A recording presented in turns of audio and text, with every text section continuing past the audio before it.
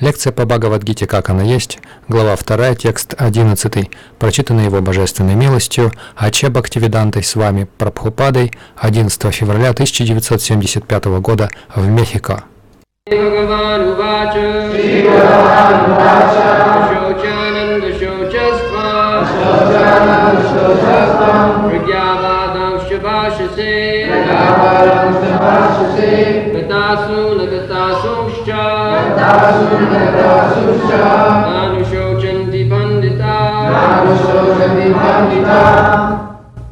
Shri Bhagavan Uvacha Asatya Nanasuchastang Pragyavadangscha Bhasase Gatasuna Gatasunangcha Nanusuchanti Pandita.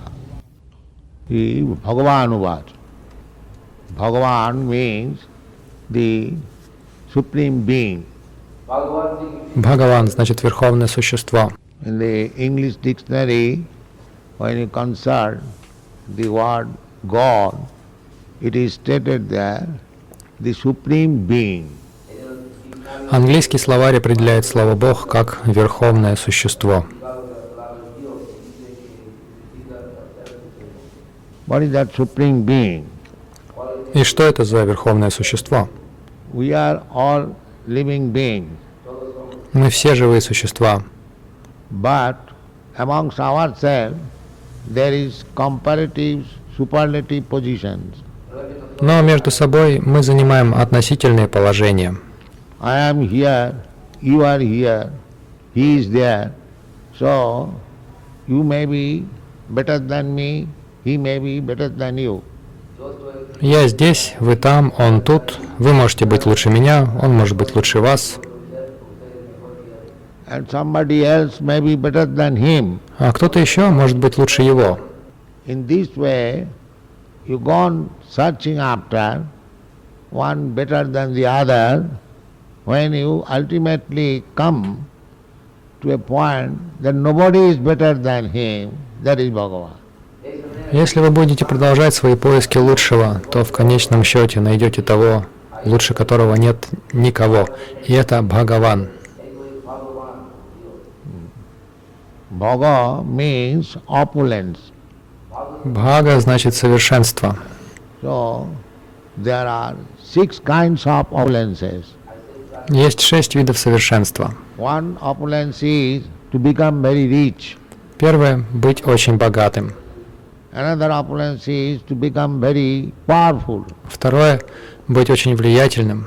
Another opulence is to become very strong. Третье – быть очень сильным.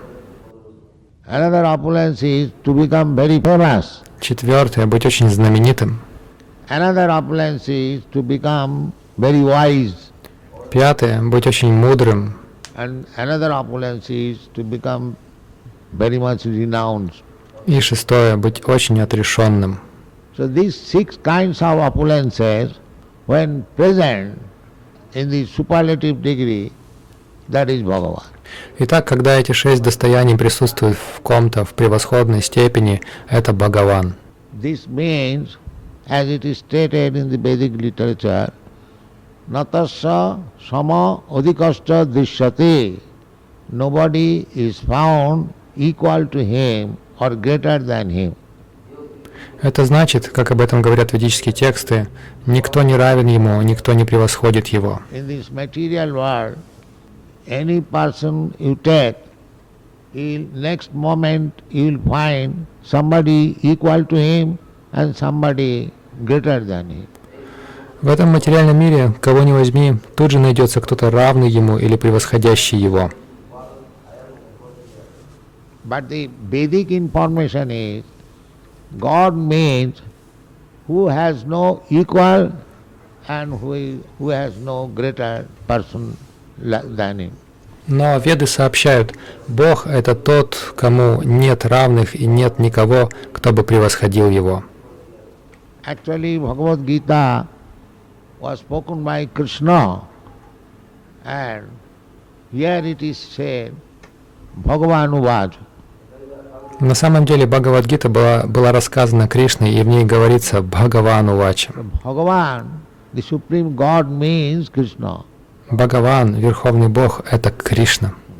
That is the statement in all Vedic literature. Ishvara Parama Krishna Satchidananda Vigraha Anadi Radi Govinda Sarva Karana Karana.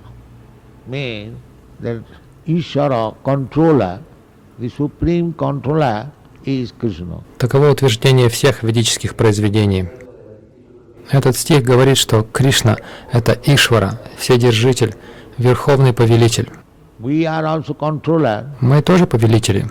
I control a few people, you control a few men, another control more men, another more men, or you can go on.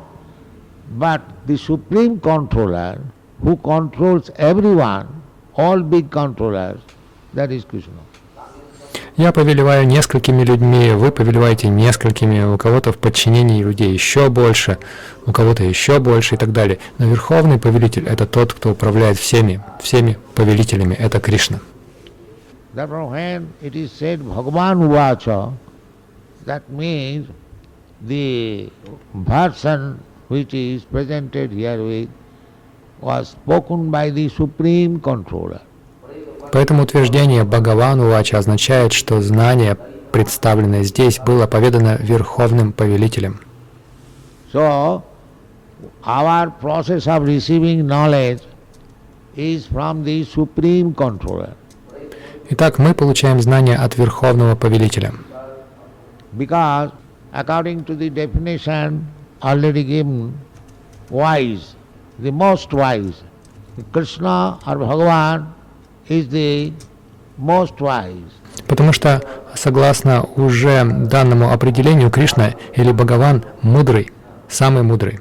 Therefore, if we receive knowledge from the most wise, then there is no flaw. Поэтому, если мы получаем знание от самого мудрого, это знание безупречно. Таков наш принцип. That is our principle, that we are receiving from Krishna, the supreme controller, direct. Мы получаем знания непосредственно от Кришны, Верховного Повелителя.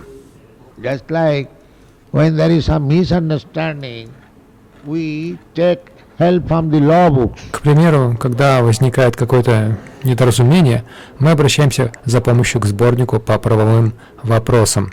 Because in the law book or in the law court, the decision is obligatory to both the parties. Поскольку решение, о котором говорится в своде законов или которое было вынесено судом, обязательно для исполнения обеими сторонами. So to give knowledge, there are many parties, but when we receive knowledge from the Supreme, that is all inclusive. Итак, знание можно получить от многих сторон, но, обращаясь к Верховному, мы получаем всеобъемлющее знание. So here Krishna says, asachan annasuchastang pragyavadang suhasa. Arjuna has accepted the guidance of Krishna.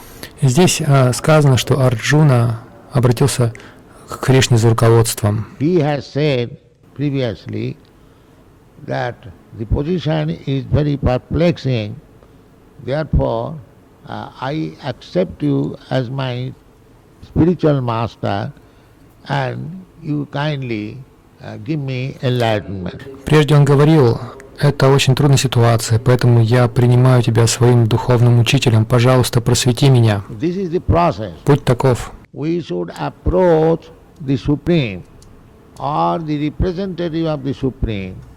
And just like the same example, when there is any controversy, we refer to the law book or to the lawyer. Мы должны обратиться к Верховному Господу или его представителю. Повторюсь, в случае спора мы ссылаемся на книги по правовым вопросам или на адвоката. Or we take the decision of the law court and that is final. Или же мы принимаем решение суда, которое является окончательным. So here Krishna says to Arjuna that because he has accepted the leadership of Krishna, therefore Krishna is chastising him in this way. Итак, здесь Кришна говорит Арджуне. Кришна делает Арджуне выговор, Арджуна принял авторитет Кришны, и Кришна отчитывает Арджуну. He is chastising in this way that Krishna was talking, Arjuna was talking with Krishna as friends. Прежде Арджуна разговаривал с Кришной как с другом. So friends means equal status. Друзья находятся в равном положении. But he gave up that status. He took the status of a disciple. Но Арджуна не захотел оставаться с ним на равных. Он вошел в положение ученика. A disciple means who voluntarily agrees to be disciplined by the spiritual master. И ученичество предполагает добровольное послушание перед духовным учителем. When one becomes disciple, he cannot disobey the order of the spiritual master. Когда человек становится учеником, он не может не подчиняться указанию духовного учителя. Shishya, this word comes from the root sasdhatu, means I accept your ruling. Слово «шишья» происходит от корня «шас-дхату», что значит «я принимаю ваше руководство». So previously Arjuna has accepted Shishyasti hang sadhimang prapannam. I am now surrendered to you and I agree voluntarily to accept your ruling. До этого Арджуна уже сказал «Шишьястыхам шадимам прапаннам» «Я отдался тебе на милость, я согласен принимать твое руководство». This is the relationship between the spiritual master and the disciple. Таковы взаимоотношения между духовным учителем и учеником. So we have got 10 kinds of offenses in chanting the Hare Krishna mantra. Итак, существует 10 оскорблений в повторении мантры Хари Кришна. So the first offense is Guru Ravagya, means to disobey the orders of Guru, spiritual master. Первое оскорбление – это гуру равагья, что значит не повиноваться указаниям гуру, духовного учителя. One cannot disobey the orders of Guru. Этого делать нельзя. Chaitanya Mahaprabhu, although he is Krishna himself, he also says, Guru more murkha deki korila sasan. My Guru, my spiritual master saw me a fool, and therefore he has chastised me. Хотя Чайтанья Махапрабху был самим Кришной, он тоже говорил «Гуру Море Мурка Декхи Карила Шасана». Мой гуру, мой духовный учитель считал меня глупцом, и поэтому он ругал меня. So therefore, Krishna, because Arjuna has accepted Krishna as Guru, therefore he is chastising him that you are lamenting on a subject matter which is not done by any learned man. И поскольку Арджуна принял Кришну своим гуру, Кришна ругает его. Ни один ученый не будет скорбеть о том, о чем сокрушаешься ты. That means you are not a learned man, you are fool. Это значит, что ты не ученый человек, ты глупец. The learned man does not do like this. That means you are not learned man because you are doing this. Ученый так себя не ведет, что значит, что ты не ученый, поскольку ты так поступаешь. So Krishna says that you practically you are not in the knowledge of things, still you are lamenting on the bodily concept of life. И Кришна сказал, фактически ты не видишь истины, ты по-прежнему подвержен скорби на уровне телесных представлений. Anyone who accepts his body as self, he is not only learned, but he is compared with the animal. Тот, кто принимает тело за себя, не только не ученый, но он подобен животному. That is the statement in the Vedic literature. Jasyato buddhi kunapeti dhatuke sadhik kalatra dhishubhoma ijjadhi jatirtha buddhi salilena karhichit janeshu avijñesu saeva gokhara. Go means cow and khara means ass. Таково утверждение Вед. Го значит корова, а кара осел. So anyone who accepts this body as self, he is animal, he is not human being. Каждый, кто считает тело собой, является животным, он не человек. That is the beginning of knowledge. И с этого начинается знание. People are accepting knowledge from school, college, university, but at the present moment at least, how many people know that he is not body? Люди учатся в школах, колледжах, университетах, но многие ли из них, по крайней мере, в настоящий момент знают, что они не тела? Unless we understand this first principle of knowledge, there is no question of spiritual advancement of life. До тех пор, пока мы не усвоим этот первый урок, ни о каком духовном продвижении не может быть и речи. So, the beginning of Bhagavad Gita is to give lesson that we are not this body. Итак, первое, чему нас учит Бхагавад-гита, это пониманию, что мы не тело. It will be later on explained that the spirit soul or the real person is within this body.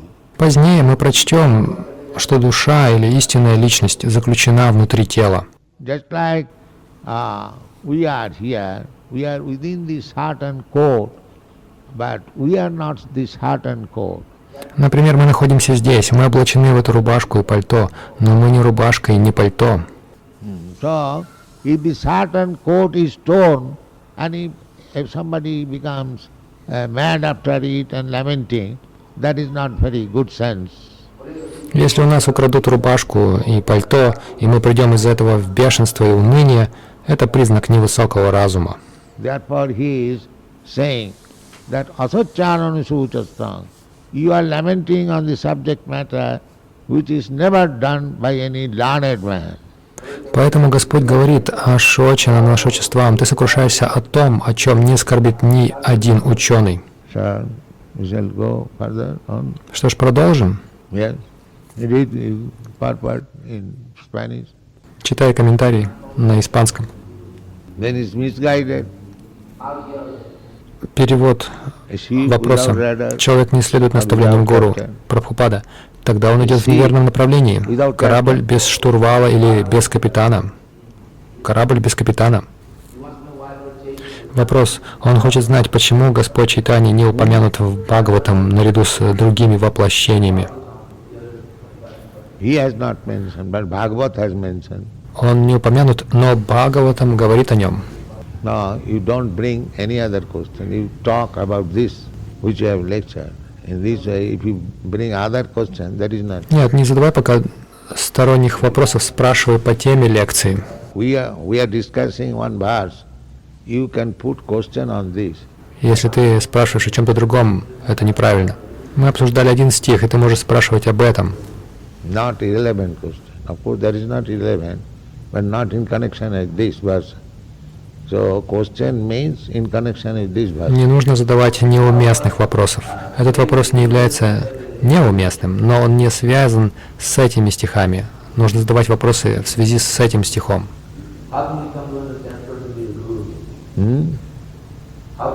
Как нам понять гуру? I do understand when you go for treatment to a physician, how do you understand that here is a physician? Как вам понять? Если вы идете к врачу за лечением, как вы понимаете, что это врач? How do you understand? Tell me. Как вы это понимаете? Скажи мне. Huh? Он говорит, что по его степени и репутации. Yes. Somewhere or other, you know that he is a physician. Да, так или иначе, вы знаете, что это врач. And similarly, you have to find out Guru. Аналогичным образом вы должны искать гуру. Guru, first of all, who requires a Guru? That is the question. Прежде всего, кому нужен гуру? Вот в чем вопрос. Because Guru is not a fashion. Ведь гуру — это не мода. It is said in the Srimad Bhagavatam, Tasmad Gurum Prapadet. On account of this, you should go to a Guru. What is that account? В Шримад Бхагаватам говорится: Tasmad Gurum Prapadeta Jignasu Sreya Uttamam. One who is very much inquisitive to know about spiritual affairs, he requires a Guru. в связи с этим ты должен обратиться к гуру. В связи с чем? Гуру нужен тому, кто горит желанием узнать о духовных отношениях. Spiritual affair means that we are in this material world, we are suffering. When the question will come in one's mind, why I am suffering? That is spiritual. Что значит духовные отношения? Мы находимся в этом материальном мире, мы страдаем. Когда у человека появляется вопрос, почему я страдаю, это духовный вопрос. Just like an animal is being to the slaughterhouse, he cannot inquire why I am being taken to the slaughterhouse. К примеру, животное ведут на бойню, оно не спрашивает, почему меня ведут на бойню. But if a man is being taken forcibly, he will protest, he will cry, he will call crowd. Therefore, human being can inquire about spiritual affairs. Но если против воли туда поведут человека, он будет протестовать, он будет кричать, он будет звать народ. Поэтому человек может вопрошать о духовных отношениях. So, when there is spiritual inquiry, then one requires a guru. Человеку необходим гуру, когда в нем просыпается интерес к духовному. And by going to guru, as it is stated, tadviddhi pranipatena pariprasnena sevaya. One has to learn by surrendering, pranipat. Обратившись к гуру, нужно учиться у него через предание, пранипат. So, first of all, there must be a strong impulse to inquire about the transcendental subject matter, then one requires a guru. Прежде всего, у человека должно быть сильное желание спрашивать о духовных предметах. В таком случае ему нужен гуру. Not that to follow a fashion that one has guru. Нельзя принимать гуру как дань моде. Acharyavan purusha veda. Unless one becomes under the control of acharya, he has no perfect knowledge. Пока человек не подчинится ачарье, у него не может быть совершенного знания. Therefore the Veda says, tadvijnanatham sa gurumeva abhigachet. For understanding the transcendental science, one must approach a guru. Чтобы понять эту трансцендентную науку, человеку необходимо обратиться к гуру. And what is the symptom of guru? И каковы признаки гуру? Samitpani srutiyam brahmanishtam. Guru means one who has complete knowledge of Vedic version, and not only that, he is a staunch or fixed-up devotee of the Supreme Lord. These are the qualifications. Гуру досконально знает Веды. Кроме того, он является стойким, преданным Верховного Господа. The Guru strictly follows the Vedic injunction and teaches the same thing to his disciples. That is Guru. Таковы его качества. Гуру строго следует ведическим наставлениям и тому же учит своих учеников. Это гуру.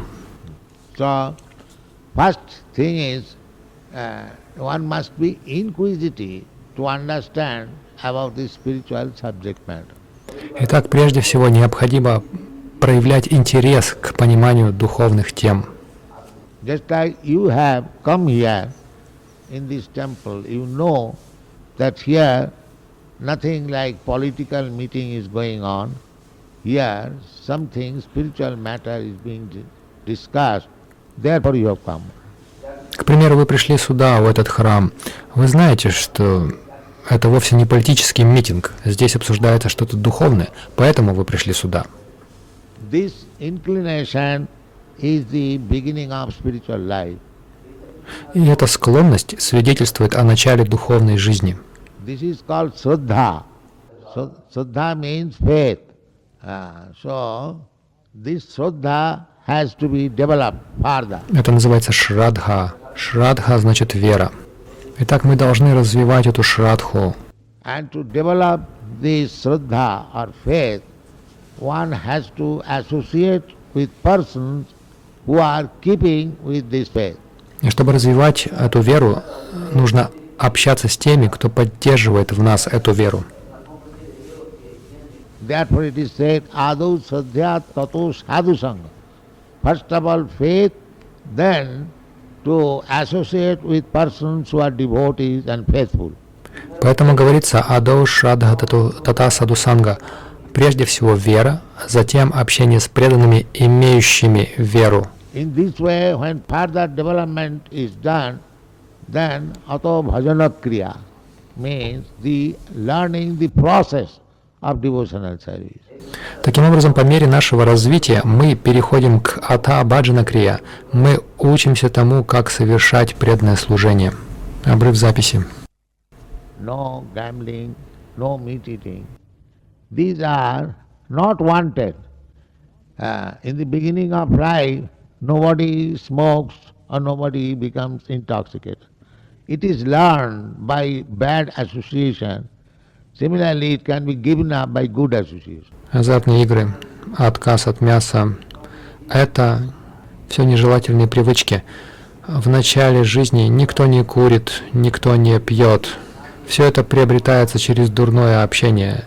И точно так же, благодаря хорошему общению, все это можно оставить. They are called anarthas. Anartha means unwanted bad habits. Это называется анартхами. Анартха – это ненужные плохие привычки.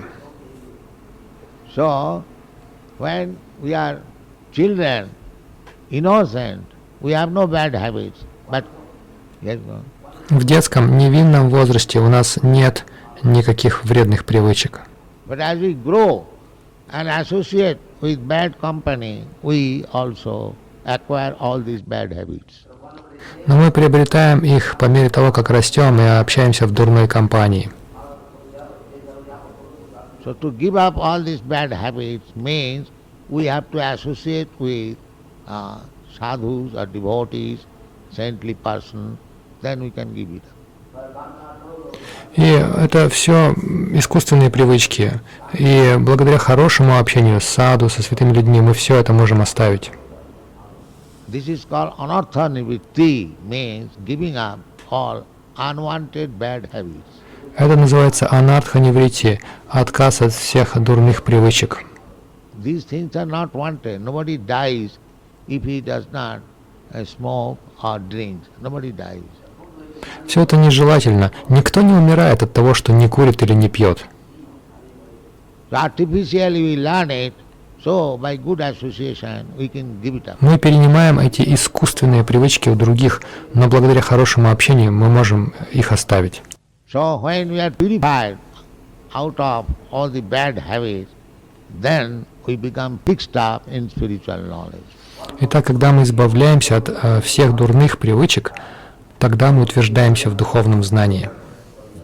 So in this way we make advance in spiritual life, and at the last stage we become lover of God. Так мы продвигаемся в духовной жизни и на последней ступени обретаем любовь к Богу. This is the process, and one who teaches this process, he is guru. This is the definition of it. Таков путь, и тот, кто учит этому пути, является гуру. Таково определение гуру.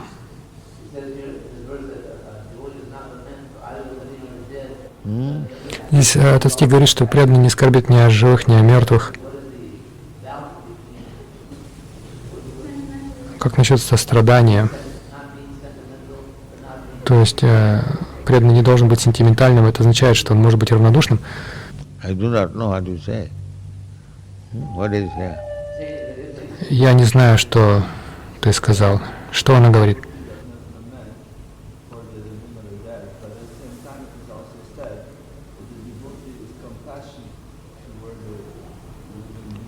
Преданные сочувствуют чужим страданиям. What is that? I cannot follow. Что это значит? Я не понимаю. Часто слыша этот стих, люди делают вывод, что он учит бесчувственности по отношению к чужим страданиям. Где это? Ну, люди склонны истолковывать его именно так. No, when we are teaching, it is because the people are suffering Нет, мы учим этому on account of ignorance. Therefore we are teaching how we are callous. We are not callous, we are very much sympathetic to give them knowledge. How do you say? потому что люди страдают из-за невежества, поэтому мы несем это знание. Как можно называть нас бездушными? Мы не бездушны, мы очень сочувствуем им, поэтому даем это знание. Как вы можете так говорить? The devotees are not callous. Why they are touring all over the world, accepting so much trouble, opposition? Because they are very much sympathetic with the people who are suffering out of ignorance. Преданные, не бесчувственные. Почему они колесят по всему миру, идя на такие трудности, сталкиваясь с противостоянием? Потому что они глубоко сочувствуют людям, страдающим из-за незнания. They are the most sympathetic friend of the human society. Преданные являются самыми отзывчивыми друзьями человечества. So this is not true that they are callous. Тот, кто обвиняет их в бездушии, не прав. So any other question? Есть ли еще вопросы?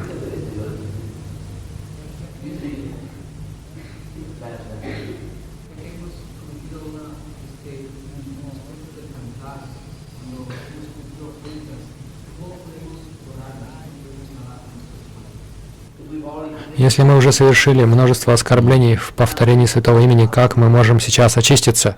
If you don't commit offense, why do you voluntarily commit offense? Не совершаете оскорблений, почему вы сознательно совершаете их? You should not commit offense.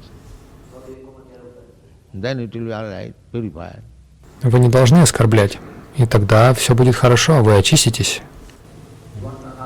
Он хочет знать, как мы можем усилить наше желание совершать санкиртану. By performing sankirtan. Совершая санкиртану. Just like if a man drinks, and if he drinks, then he become a drunkard. Например, если человек пьет не переставая, он превращается в пьяницу.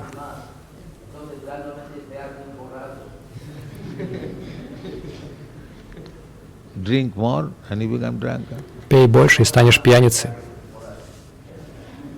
Similarly, chant more and he become a perfect chanter. Точно так же повторяйте святое имя больше, и вы достигнете в этом совершенства.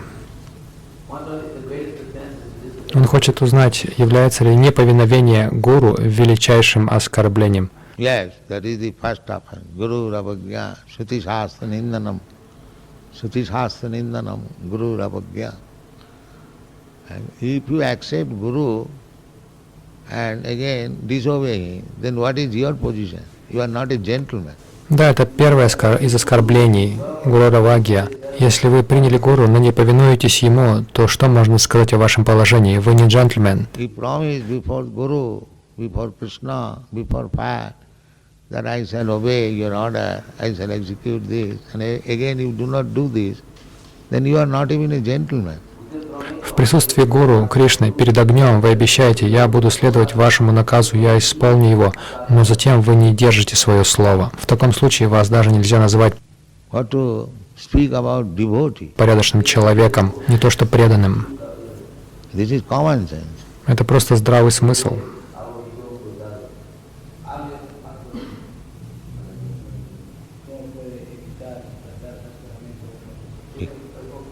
You cannot understand? Ты не понимаешь, What is that? что он сказал? Как преданному обуздать свой язык?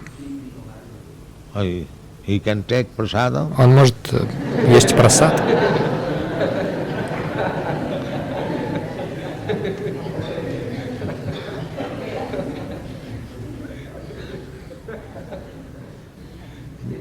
Bhaktivinoda Thakur has said like that.